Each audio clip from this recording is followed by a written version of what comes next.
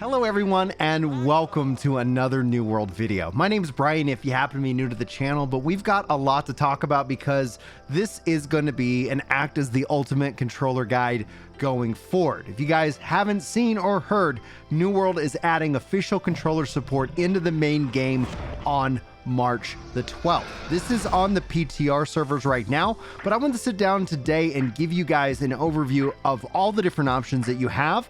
Also talk to you guys about my opinion on this. So this is going to be a guide, but also some thoughts that I've had because they did announce that remapping is coming, but it is not in the game just yet. And I find that sometimes there's a few things that I want to personally adjust. Now, one of the things that we were going to go over is you can see movement here is in what I would call kind of a legacy mode where you have that full rotation of your camera. But this is going to mean we're going to need to adjust a few things. So if you permit me, let's go ahead and dive into this guide. And if you guys enjoy this kind of content, be sure to hit that like button, subscribe for more of these videos.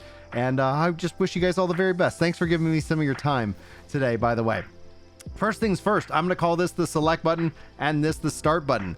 If you have a PlayStation 5 controller, it works with PlayStation 5 as well. In fact, it will automatically adjust the buttons and the icons displayed in game to the PlayStation controller. So if you like and prefer the PlayStation 5 controller, you're ready to go. I prefer personally the Xbox controller, and that's what I'm going to be using for the rest of this video. But just note, it is plug and play. There's nothing extra special that you have to do regardless. So this is the select button. I hit select to bring up the main menu. You can R bumper or left bumper to jump into the different areas. It will not, though, take you into the settings. And if you ever want to get into the settings, you want to use your left stick to act as a cursor on the screen, and it's right now behind my face on camera. So you can press A to bring up your settings and your other options this way. It's actually very intuitive.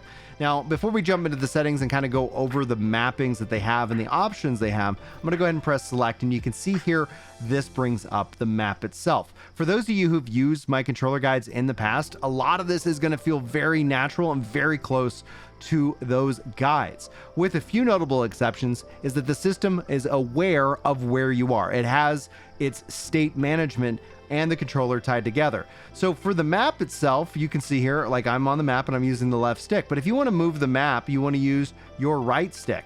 And you can zoom in and out with the left and the right triggers on the controller. This gives you a lot of flexibility. Now, if you want to interact with something, you can see here it will snap to the different icons and things like that you're needing.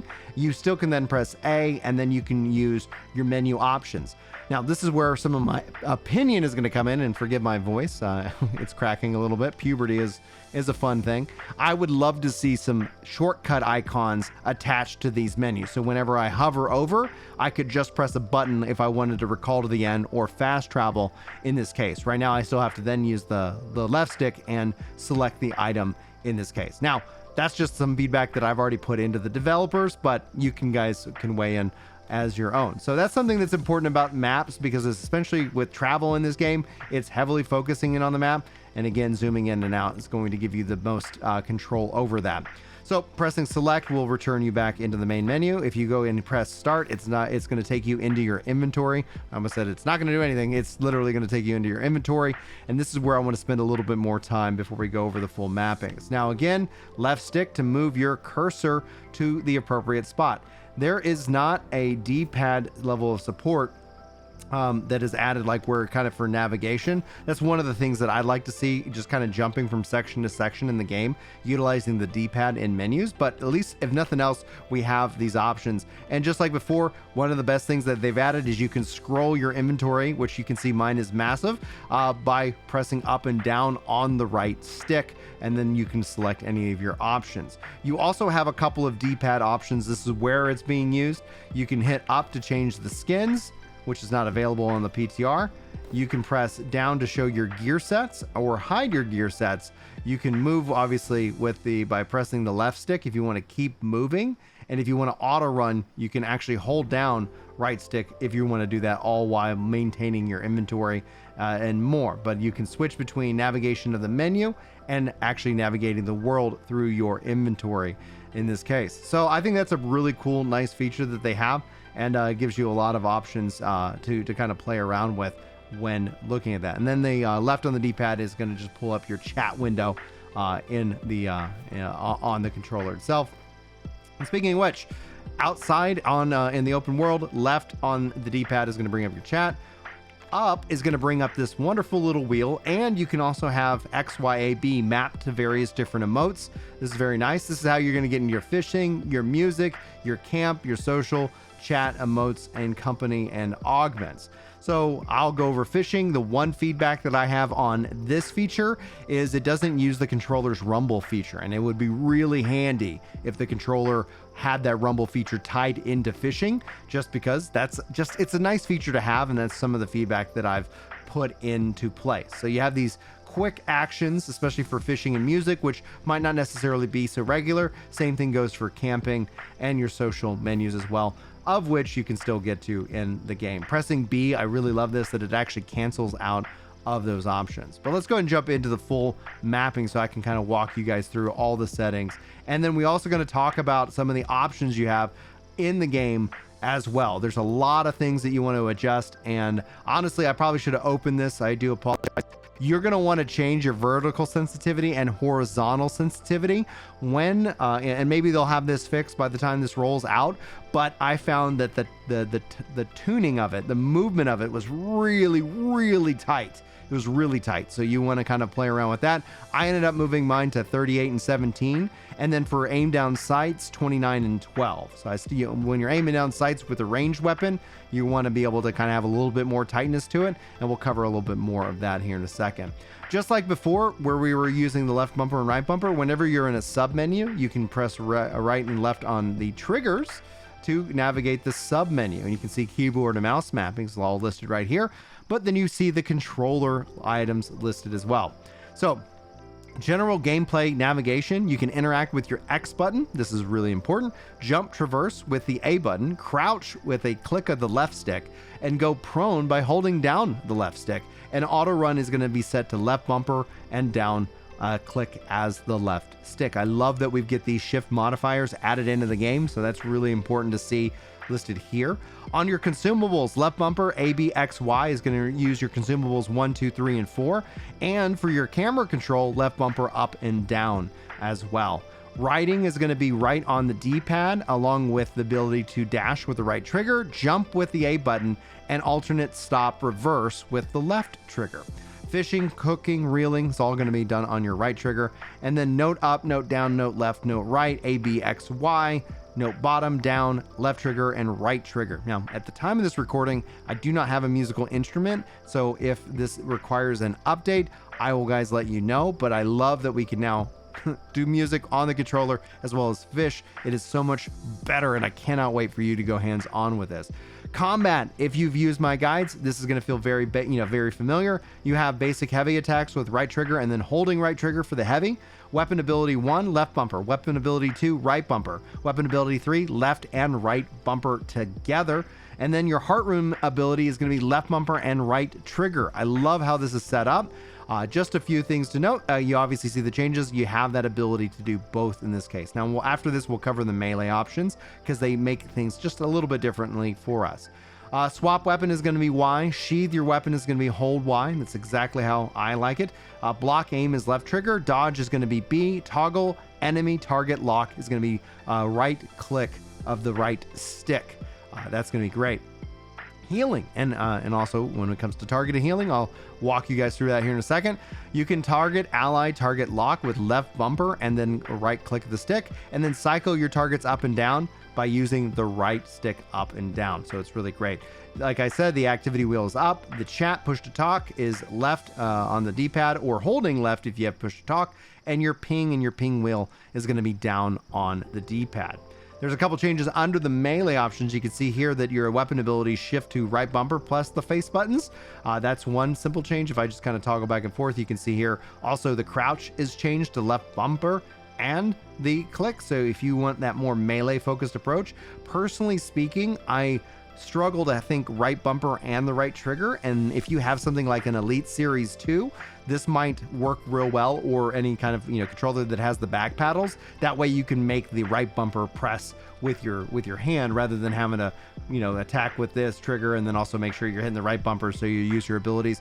Really, it's going to be personal preference. I'm going to stick with the default options for myself personally, so you guys can play around with that. Like I said, you can change the camera holding down left bumper and right bumper, which is very handy. Before we go through kind of the combat, I want to talk about healing, because this is what I do in the game. I'm a main healer, and targeting is critical. Now, unfortunately on the PTR, I can't really show you all the different targeting options, and if somebody runs into the town itself while I'm recording, I'll be sure to give you guys that heads up. But let me go ahead and just do some basic casting on the controller itself. I'm going to press the left bumper, and it's going to create my, you know, obviously my beacon. I can also do both, and I can even target self. This is really kind of critical. If I was needing to target somebody, I can press left up and down on the right stick to shift targets. But if I want to target myself, I can just press A, and that's very convenient. Same thing with healing spells.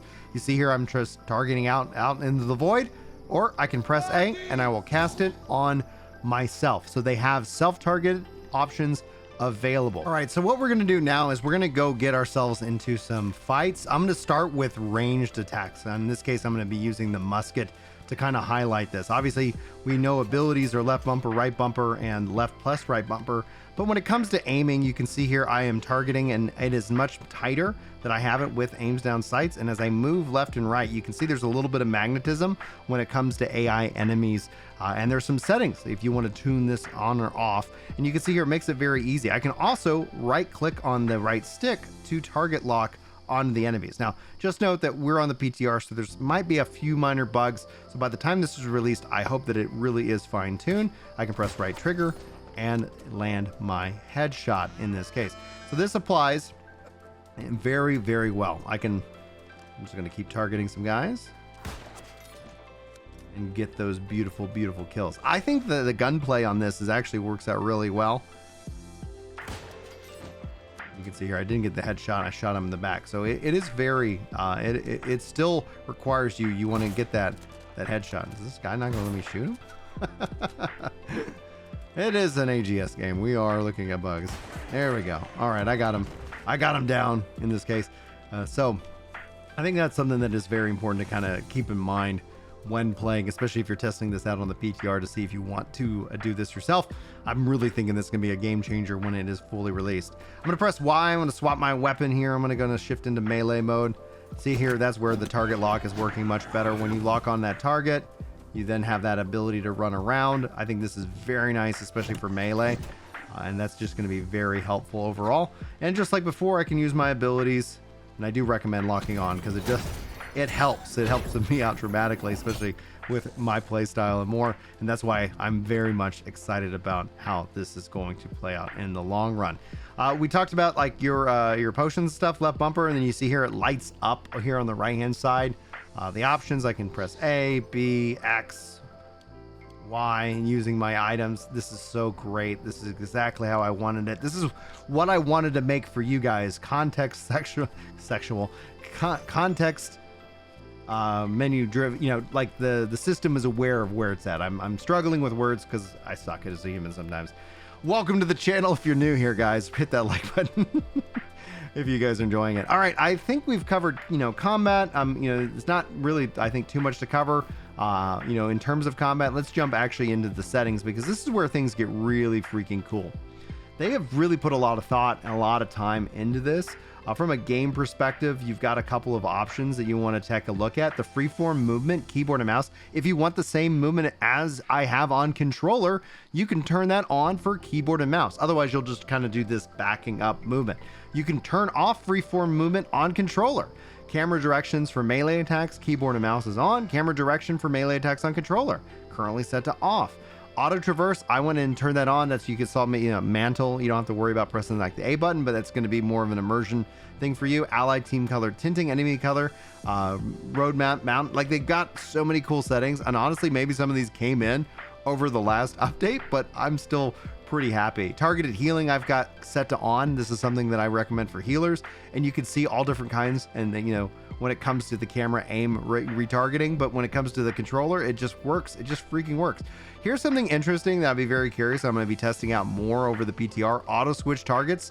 In terms of that target lock, you can turn it on and it will target the nearest enemy that is obviously targeting you. So if you're like, hey, I'm in the thick of things, maybe that's going to be something that's on. Maybe you want to have a little bit more control of that, especially with the enemy target lock being on. And then you can see here target switch interpolation speed, and you have an ability to adjust that.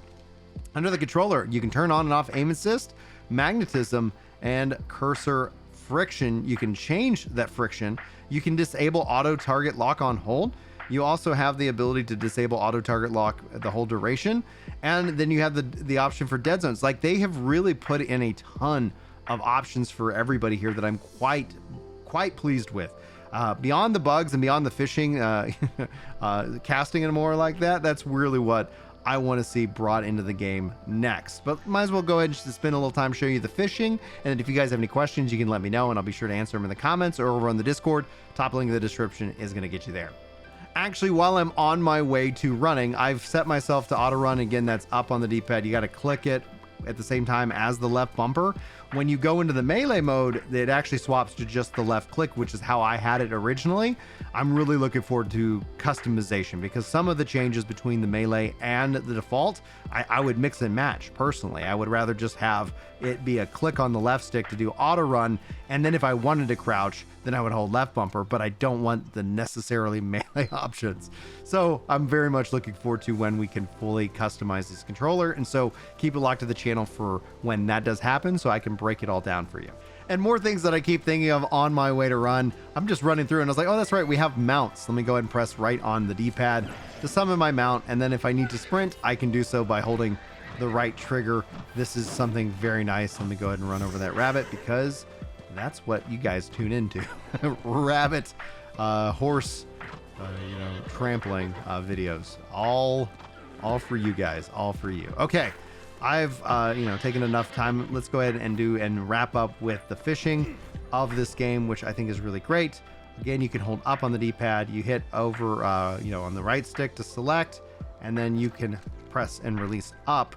You want to keep it held because if I do this and then I let go and then I let go, it's not going to work. So you want to then release to get into the system. Press Y to go to your bait menu, of which I don't have any, so you can then equip your bait, and to cast you just toss out the line with the right trigger, just like how I had it before, and you wait for a bite and you can then reel it in with the right trigger again. And I'll go ahead and just not waste anybody's more time. I really appreciate you guys being here, especially if you made it to the end of this video. I hope that you enjoyed, and I really hope that I'll see you in the next one. But anyway, just have the best day, and hopefully I'll see you next time. But until then, take care.